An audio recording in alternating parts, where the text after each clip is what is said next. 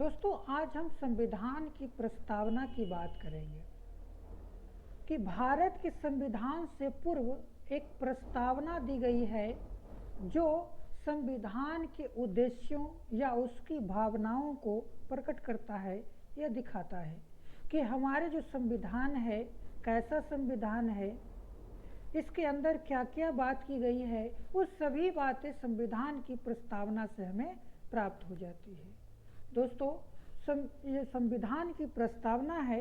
इस प्रस्तावना को पहली बार अमेरिका के संविधान ने अपनाया था।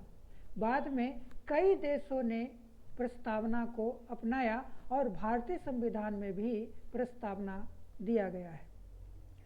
अब जानेंगे कि भारतीय संविधान की जो प्रस्तावना है, इस प्रस्तावना को और क्या क्या नामों से जाना जाता है। कहेंगे कि भारत की प्रस्तावना को तो एक प्रस्तावना कहा जाता है, दूसरा इसे उद्देशिका कहा जाता है और तीसरा इसे संविधान का परिचय पत्र भी कहा जाता है। अलग अलग लोगों ने संविधान की प्रस्तावना को अलग अलग नाम से प्रस्तुत किए हैं। हालांकि संविधान की जो वर्तमान प्रस्तावना है, इस प्रस्तावना को संदर्भित या इसकी जो लाने का जो श्रेय जाता है वो है जवाहरलाल नेहरू। इन्होंने संविधान सभा की जो बैठक 13 दिसंबर 1946 को हुआ था, उसी समय इन्होंने उद्देशिका प्रस्ताव प्रस्तुत किया था। वही उद्देशिका प्रस्ताव वर्तमान समय में भारत की प्रस्तावना या संविधान की प्रस्तावना के रूप में हम जानते हैं। दोस्तों, एक व्यक्ति का नाम था नानी पालकीवाला, एम पालकीवाला। इन्होंने भारत की प्रस्तावना को संविधान का पहचान पत्र कहा था। पहचान पत्र कहें या परिचय पत्र कहें, संविधान का परिचय पत्र इन्होंने कहा था। नानी पालकीवाला ने संविधान के प्रस्तावना को परिचय पत्र कहा था। एक व्यक्ति का नाम है कन्हैयालाल मानिकलाल मुंशी। कन्हैयालाल मानिकलाल मुंशी, इन्होंने भारतीय संविधान की प्रस्तावना को राजनीतिक कुंडली कहा था। क्या कहा था? राजनीतिक कुंडली कहा था। एक व्यक्ति का नाम है ठाकुर दास भार्गव। ठाकुर दास भार्गव ये संविधान सभा के सदस्य थे। संविधान सभा के सदस्य थे। इन्होंने भारतीय संविधान की प्रस्तावना को संविधान का कुंजी या इसके सबसे सुंदर हिस्सा बताया था। किसने? ठाकुर दास भार्गव ने प्रस्तावना को कुंजी या इसके सबसे अधिक सुंदर हिस्सा बताया था। कहा जाता है प्रस्तावना को संविधान की आत्मा भी कहा जाता है।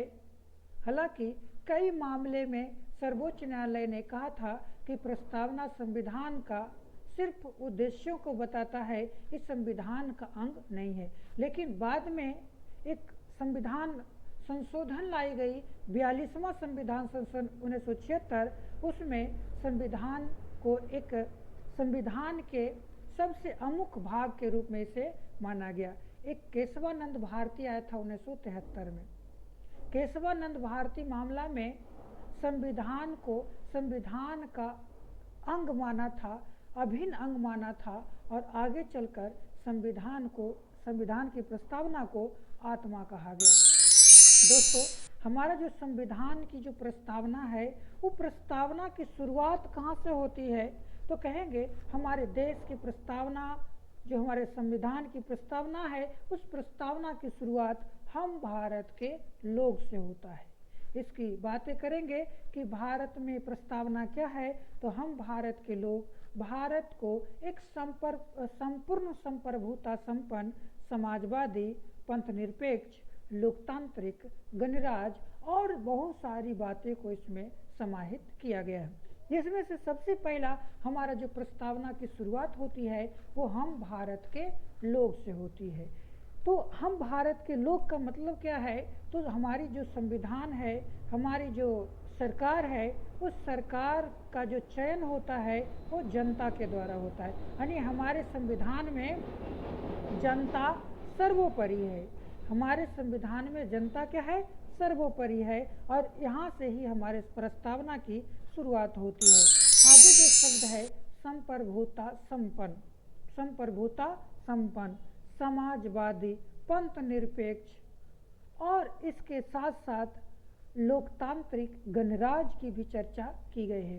इस संपूर्ण संप्रभुता संपन्न का अर्थ क्या होता है, जिसे आयरलैंड के संविधान से भारतीय संविधान में लागू किया गया था।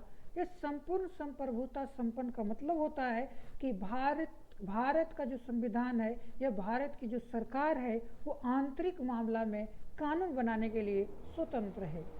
कोई दूसरे देश भारतीय संविधान पर कोई कानून थोप नहीं सकता है या भारतीय में कानून बनाने के लिए उस पर किसी भी प्रकार का रोक नहीं लगा सकता है।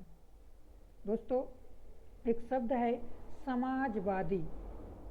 समाजवादी या समाजवादी व्यवस्था की बात तो विश्व में एक व्यक्ति के नाम था, कार्ल मार्क्स ने किया था, लेकिन भारत में इसे गांधीवादी समाजवाद की रूपरेखा भारतीय संविधान में रखी गई है। समाजवादी का मतलब है कि भारत के संविधान में देश के संसाधनों पर जितना अधिकार सरकार का है उतना ही अधिकार आम जनता लोगों का भी है। एक शब्द है इसमें पंथ निरपेक्ष। हालांकि समाजवादी, पंथ निरपेक्ष और एक और शब्द है अखंडता, इसे बाद में जोड़ा गया था, ये मूल संविधान में नहीं था। तो पंथ निरपेक्ष का मतलब क्या है? पंथ निरपेक्ष कहें या धर्म निरपेक्ष कहें, पंथ निरपेक्ष में कहा गया कि भारत का जो संविधान है उसका अपना कोई धर्म नहीं है, लेकिन भारत का संविधान सभी धर्मों को मान्यता देती है, सभी धर्मों को आदर्श मानती है। दोस्तों, एक शब्द है लोकतंत्रात्मक। लोकतंत्रात्मक का मतलब क्या होता है? तो यहाँ लोकतांत्रिक मतलब जनता के द्वारा चुना गया सरकार। लोकतंत्र का मतलब ये होता है जनता द्वारा जनता के लिए चुना गया सरकार। तो भारत में कैसी व्यवस्था है? तो लोकतांत्रिक व्यवस्था है। एक अगला शब्द जो है वह है गणराज।